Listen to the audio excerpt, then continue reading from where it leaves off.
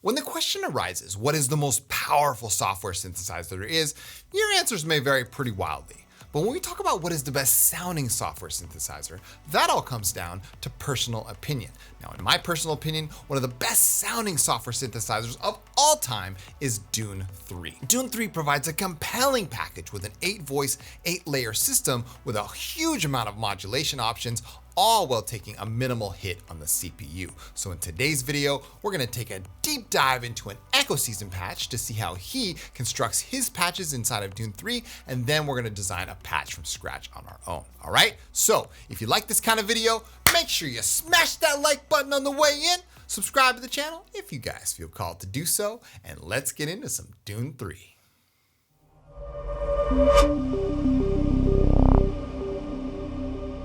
What's up guys, Chris here from Signs of Life. Welcome back to the channel, and in today's video, we're gonna be taking a look at this beast of a synthesizer. This is Synapse Audio's Dune 3. Now the reason why I wanted to take a look at this synth today was it's Black Friday week, and there's all this chatter about what's the best soft synth to buy, what are the best deals out there, what are you gonna spend your money on? But when the question comes, what is the best sounding soft synth that I have in my arsenal? This one always comes up near the top of the list. Dune 3 is an extremely powerful synthesizer with so many different options for sound designers that I find myself reaching for it every time I need something to really cut through the mix, or I need an atmospheric and lush bedding for the bass of a track, all right? So in today's video, we're gonna take a look at an Echo Season patch so you guys can see exactly how he uses Dune 3, and then we're gonna design a patch of our own around those same methods, all right? So this patch is called Horizons. It's from Echo Season's Proximity Report, and Proximity Report to me is like a love letter to Dune 3. The way he intricately uses all the different layers, I learned so much from breaking all of these patches down, so hopefully you guys can do the same, all right? So I'm gonna play a little bit of this patch so you guys can hear what's going on, and then we're gonna talk about how he constructed this patch, all right?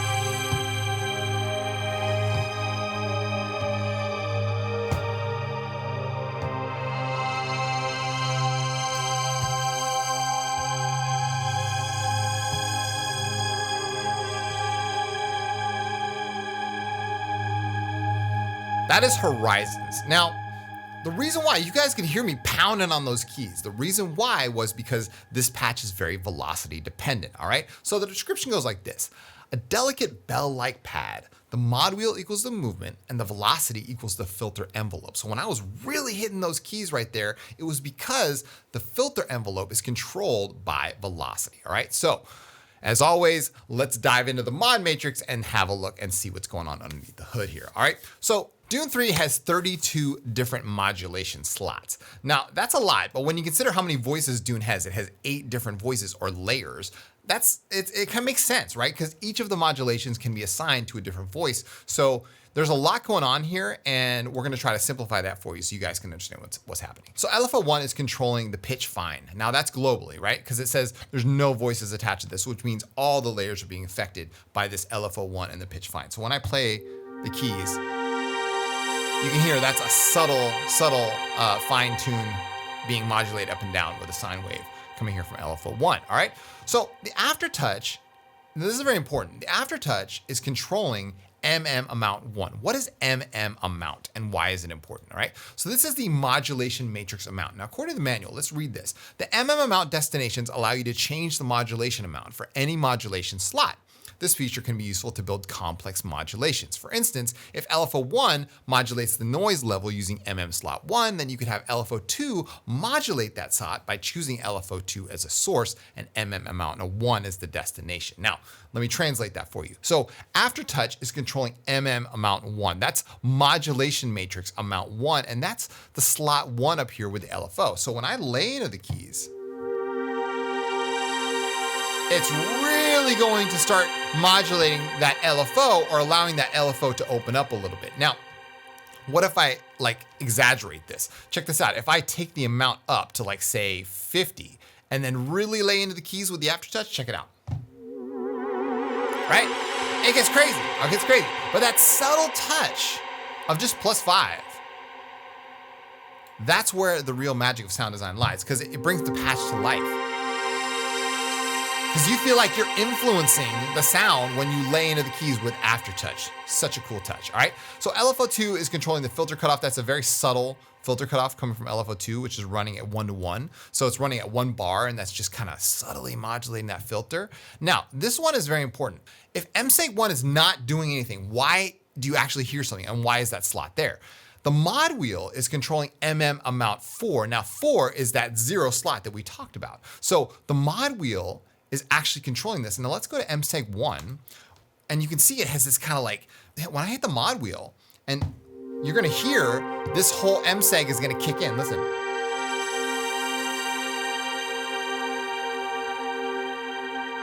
Let's exaggerate this even further. And we'll go to say 60. Watch this.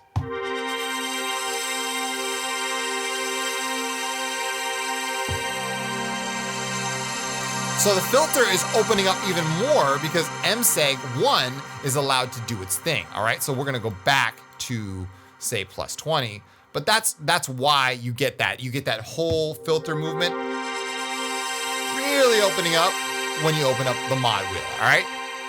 Mod wheel is also controlling the amp level here, the velocity. Now, this is another big one, is velocity is controlling filter 1's envelope amount by a lot, all right? So when I hit the keys very subtly, you get soft patches, right? But when I slam on the keys, the filter opens up. This can be a really nice touch when building those expressive pads or those really soaring lead sounds where you're just really in the moment and you're pressing down on the keys, and depending on how hard you're playing, you're gonna get more harmonics, all right? So that's what's going on there. And then we have just a slew of other subtle touches that he uses in this patch. Now let's break down the actual oscillators. So each layer or voice inside of Dune 3 has 3 different oscillators that you can use. There's virtual analog in there, there's wavetable, there's FM synthesis, there's sample-based synthesis now. There's all kinds of options for you when it comes to designing sounds or using a variety of synthesis engines, all right? So in this patch, he only has 2 voices active. So we're gonna take a look at both of those voices. Number 1, we have this virtual analog on layer number 1, that's 1 oscillator, and that has 8 different voices or density, right? So there's 8 different harmonically synchronized waveforms, and they're all being clustered together using this non-linear blending mode here. And then you have number 2, and you have a nice wave table here with 5 different voices, or the density set to 5, which means there's 5 different versions of this. Now this is actually pitched up and detuned a little bit. So you have different layers even inside of one single voice, which makes some really cool and complicated stuff that you couldn't get in any other synthesizer that I can think about. So now let's take a look at voice number 2, and you can see that on voice number 2, it's a totally different type of synthesis here. We have this waveform synthesis with 8 different voices, and they're all being used with the Gaussian blur wave blending mode. And then you have this wavetable, which is the wavetable position is being modulated inside of the mod matrix. All right, let's find where that is. That is MSEG number 2 is modulating. This one right here is modulating the wavetable position. All right. So then we also have another wavetable, and this one only has 3 voices on it. And it's also detuned and then pitched up, like it's spread out. I mean, it's really, this is providing another layer of. Now you can solo these voices, and we can hear exactly what each one of them is doing. That's some real upper harmonic-y stuff. And then we're gonna go to the lower one, and that provides us our bed. When you mix those together, you get this.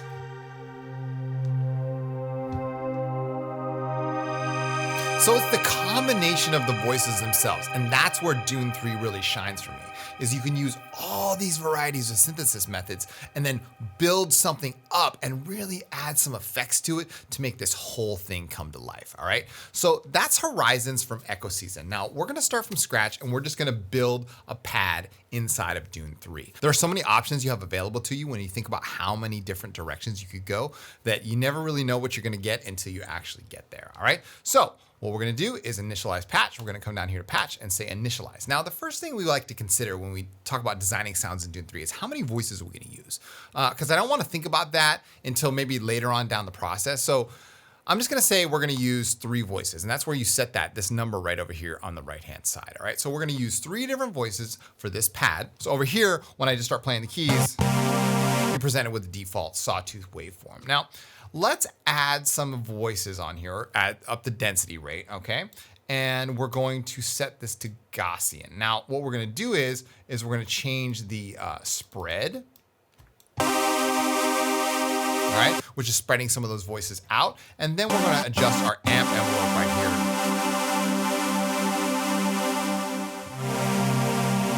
Nice. We're gonna adjust our amp envelope here, and now we're gonna lower the detuning rate of the actual voices themselves.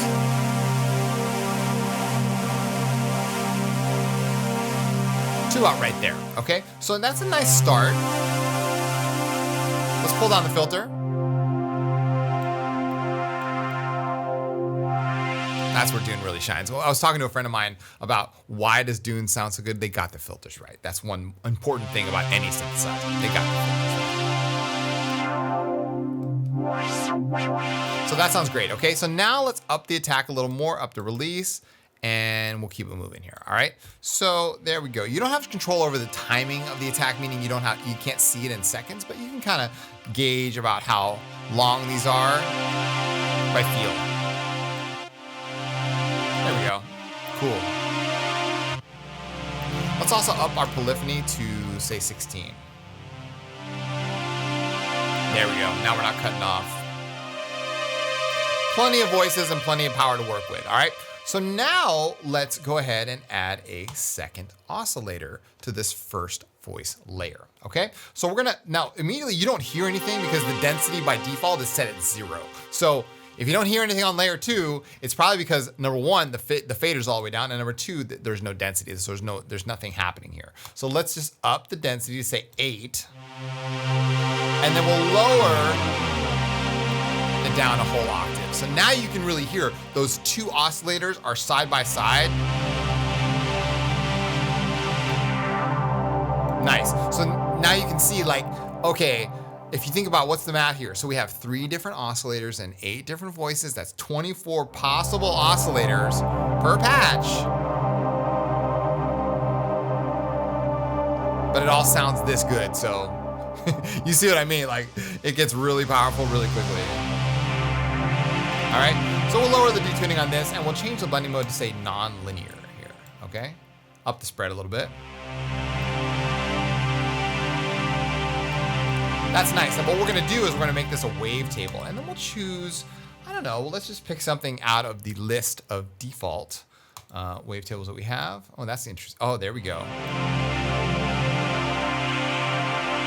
Cool, so it has that really airy bite on the front side of it, and then moves into something a little more mellow and chilled out. So let's do what he did, and we're going to modulate this with the M-seg, all right? So I'm gonna start drawing a cool looking M-seg over here, and just by clicking on some of these points. Now we can say how many of these, there we go. And then we'll do like that and make it all linear. And okay, cool. So now what we're gonna do is we're in the mod matrix, we're going to say, let's just right click and say modulate with M-seg 2. M-seg 2 down here at the bottom. So now, even though you can't see it, wavetable position is being modulated by M-seg 2. Now, how much of that is over here in the mod matrix? So let's up the level to say 70 something. Now you can really hear the position of that wavetable moving. And that sounds cool to me. All right. That provides a little movement. Nice. And that'll be layer 1, okay? So now we have a nice bass. Now what we can do here is say, all right, let's have velocity control the filter envelope amount. So we're gonna come down here to filter 1 envelope amount. Let's go filter 1 envelope amount. And now we're gonna have that at 0, but we're going to also let this filter envelope do something. So when we really lay into the keys, that's when we get more of the filter opening up. All right, so now we have a nice start to layer 1. We can also do the same thing with aftertouch. All right, touch. And we'll increase the filter envelope amount with aftertouch. There we go. Cool, awesome. Now, again, we haven't added any effects, nothing like that. We're just doing sound design from an oscillator level here. So now let's talk about layer 2. Now, because I started this patch on all layers, that means all of the layers are exactly the same. If I click through all of these active edit buttons, nothing's going to happen because every single layer has been affected by the all button. Now, this is very important when it comes to Dune 3's architecture.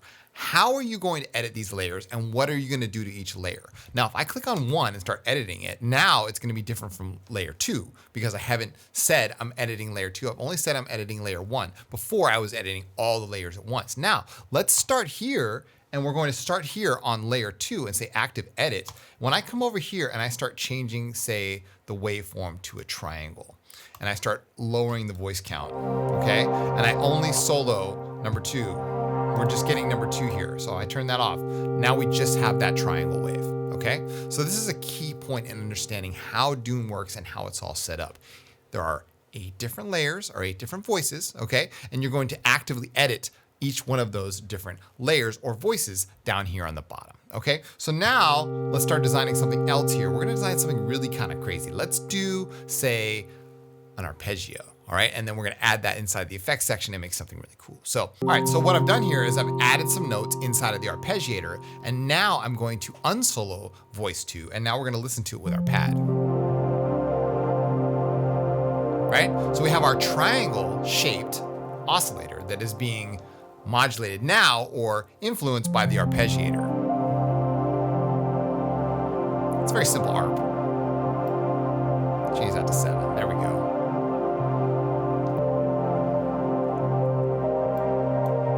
I love that.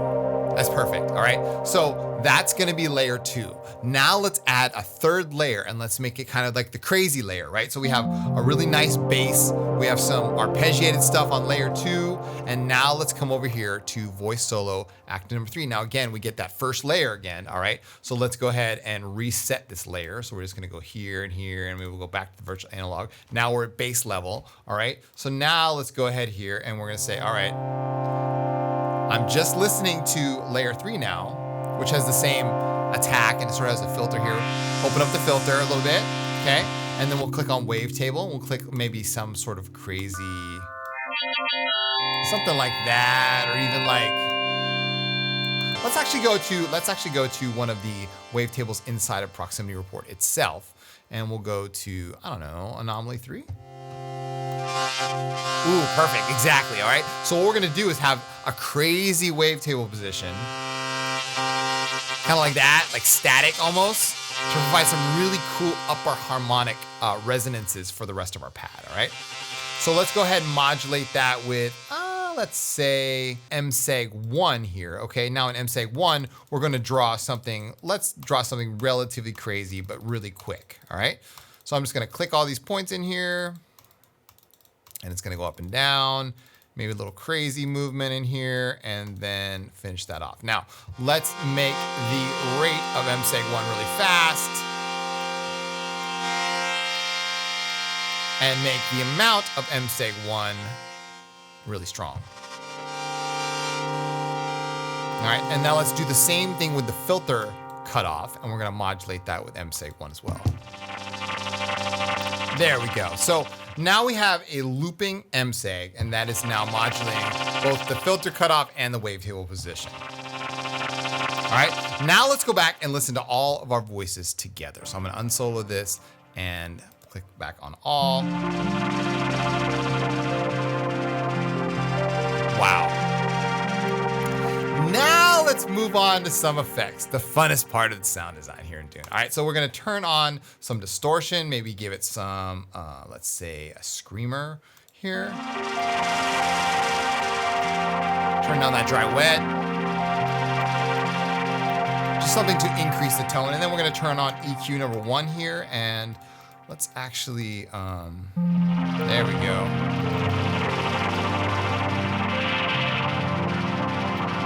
Give it some presence here around 1K.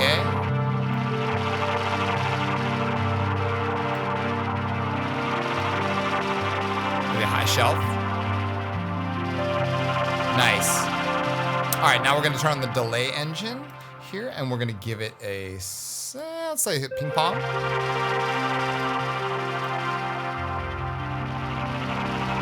Nice. Up the feedback a little bit. Turn down that mod rate. A little bit of a high cut and a low cut.